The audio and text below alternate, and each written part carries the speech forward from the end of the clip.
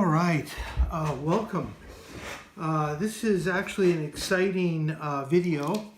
It is the first video on Hope Corps' new community health worker training and certification program, which will probably become a separate division of Hope Corps. And we put this up on the YouTube channel. It will be the first of a number of videos focusing on our new community health worker education, training, and certification arm. This is a new program for us. It's been in the works, in the planning for about 8 months. It's being rolled out now because of the COVID-19 epidemic. If it hadn't been for COVID-19, I would have probably waited and not rolled this out until the end of the summer or at the end of the year. But since all our other core programs at Hope Corps are basically put on hold by the government and the COVID-19 epidemic, this is the perfect time to start our community health worker training certification program. I want to make clear that the core Hope Corps programs that we were doing prior to COVID-19 will still continue when COVID-19 ends. That will not change, and I will refer to those as our core programs. They will continue. This will be then offered on as an addition. And the plan here is to initially train all 1,000 community health workers in our county and then offer this training to other counties within Kenya, getting foundation backing to do it, as well as partnership with the Ministry of Health, and then moving on possibly to roll this out to any country in East Africa that has a significant group of community health workers and is looking for training. So let's do an overview, and then in future presentations I'll go over these one by one. But the overview is this: we are going to take on, in partnership with the Ministry of Health, all 1,000 community health workers in Tharaka Nithi.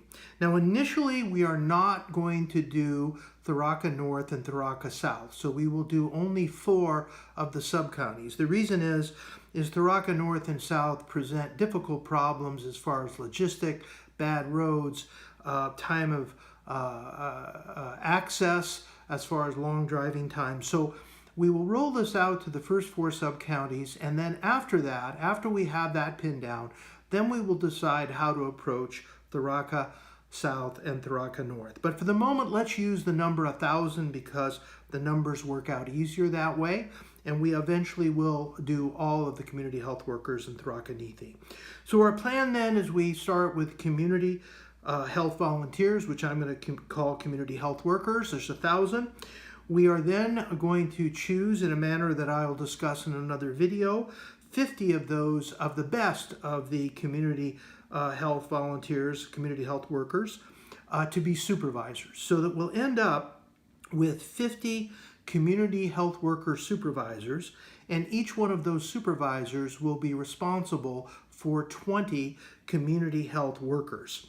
And what we're doing is moving to a trainer of trainer models.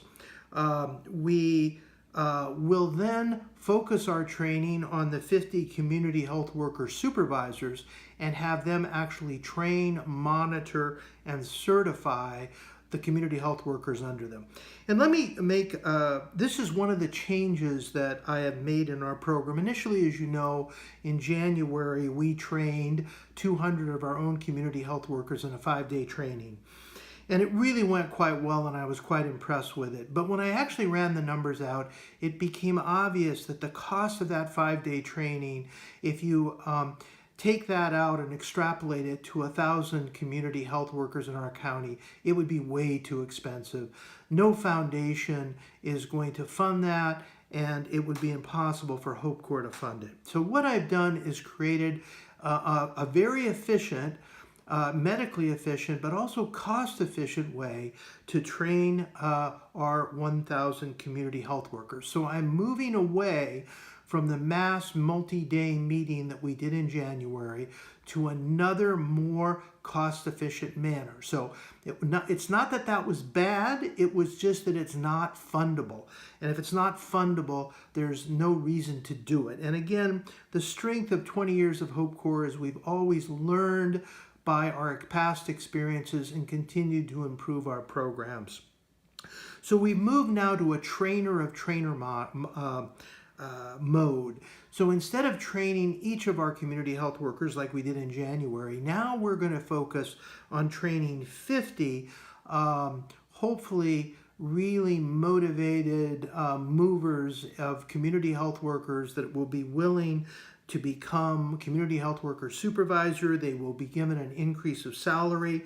Their job will be to take the training we give to them and to bring it to their 20 community health workers. It will also be their job to follow those 20 community health workers in their own neighborhood as each of those community health workers goes to their designated 50 households. So they will monitor their community health workers, and they will also then certify them as we go through the different, what we're going to call flip chart campaigns, which I will discuss in a second. So they're going to train, they're going to in the field monitor, they're going to eventually certify for us, and they're going to be responsible for data collection. So their 20 community health workers will collect data, and they will feed that data to the supervisor, and the supervisor will feed it on to Hope Corps. So again, we're going to minimize the amount of direct contact with the community health worker in the field. This will streamline things and make it more efficient. They will get an increased salary to do this as an incentive, and we will talk about that. And one of the keys that we're going to have to focus on in the next month is having our nursing teams and our experienced people go into the field and evaluate the community health workers to find the ones that have charisma, the ones that are motivated, the ones that seem to be intelligent, that maybe even have a background in this and are interested in doing this seriously. So the other thing so we're moving then from a multi-day training directly to our community health workers, to a trainer of trainer mode where we train only 50 community health worker supervisors, but we will probably have a one-day training for them every month. So one day every month, but it will be in their area, so there won't be a lot of long transportation involved. So that's the first thing that's different from what we did in January. And the second thing that's different is we're going to use a different curriculum to train our community health workers. We are going to build off of all the wonderful videos and work that you did in January, but we're going to move to a campaign, a focused health condition campaign flip chart program instead. And what does this mean? Well, it started already with the COVID-19 flip chart, which we're trying to get into the hands of at least 700 community health workers and get them to take that to all 50 of their households. If we accomplish that, then we get into, which I would like to accomplish in the next month. If each one of those has 50 households, that means we have gotten to 35,000 households. And if we use 5 as a number per household, you see how many people we reach. If we use the number 1,000 community health workers in all of the county with our future campaigns, and each have 50 families, that means there are 50,000 families that can be reached every month is what our goal is going to be. And then if you multiply 50 households times 5 persons per household, you get 250,000 people educated on a medical topic over a 4-week period. That's extremely powerful, and it's also extremely fundable when I have to go out and go to foundations to get money to run this. So that's going to be extremely important. So why flip charts? Why are we changing our curriculum? And the reason is that we've had 30 to 40 years of history of community health worker programs around the world. And one thing that's been shown, that the most effective programs have very practical and task-orientated focus to their community health worker program, so that the community health worker in any one month understands exactly what her or his function is going to be on that month. And the flip chart then, what it does 2 things. One, It takes the most important points of whatever we're talking about. In this case, in this month, it's COVID-19, and it puts them in a summary fashion on a few pieces of laminated paper that can be brought into the field and can be flipped, and it allows them to be sure that the community health worker goes over all the main points with their clients in their homes. The other thing that it's going to work for us is that it's a very cheap way of educating and certifying community health workers, because after the community health worker has gone through 20 of the COVID-19 flip charts over and over again in the households, they will know that like the back of their hand. Then over the year, if we have 10 campaigns where every month we're focusing on a new item plus picking up and repeating the most important thing of prior items, what you will have is that all the main topics that our community health workers need to know will be covered.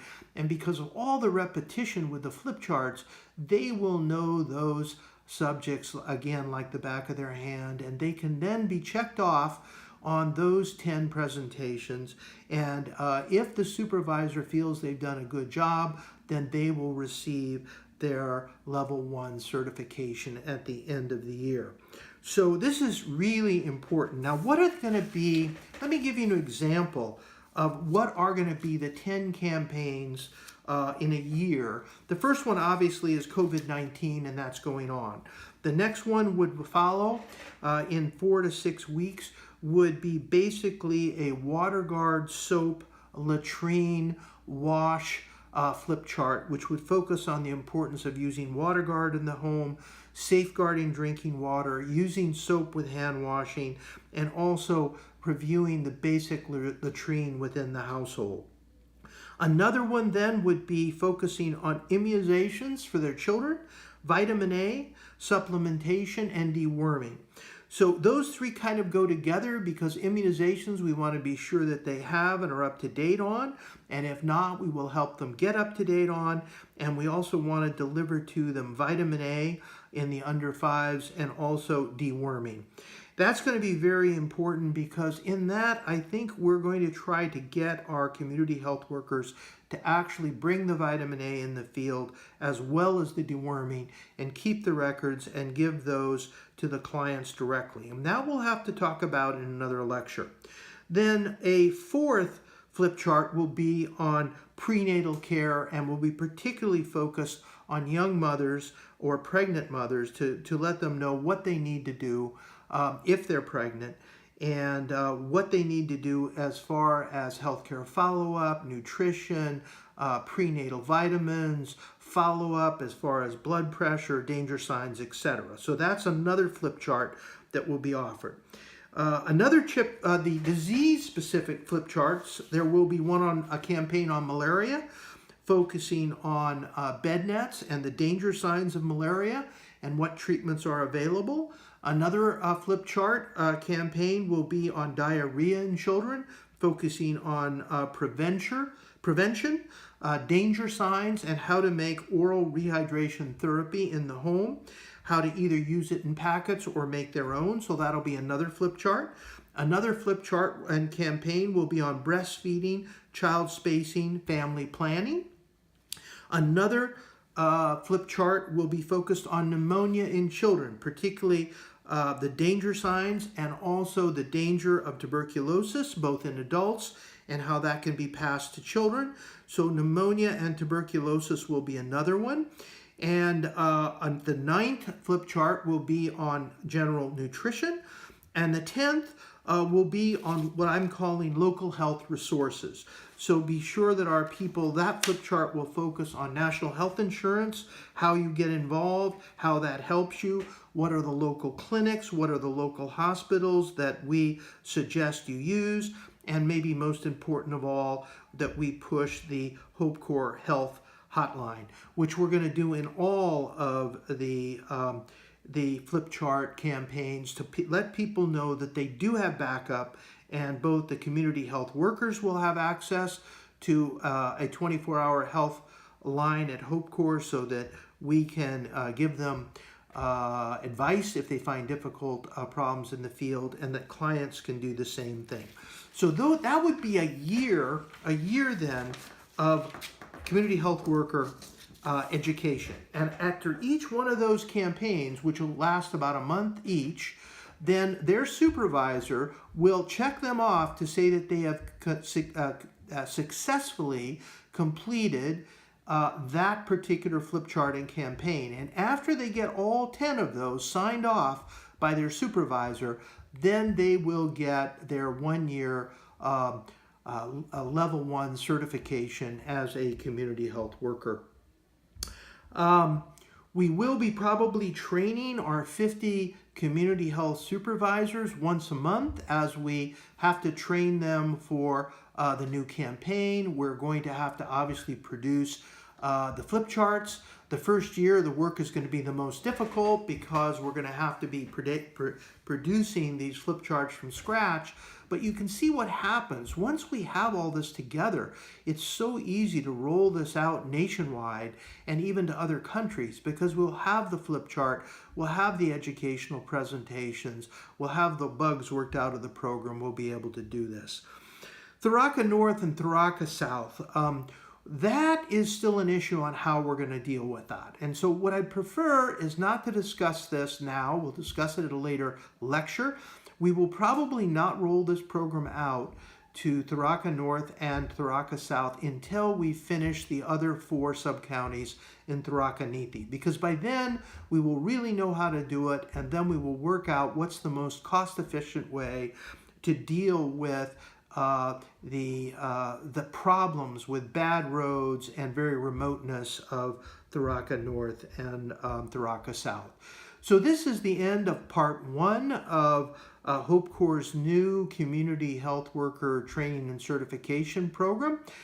There will be other parts to this. I'm going to put this on our YouTube channel, and I look forward to revisiting this particular presentation in 1 year from basically today and see the progress we've made.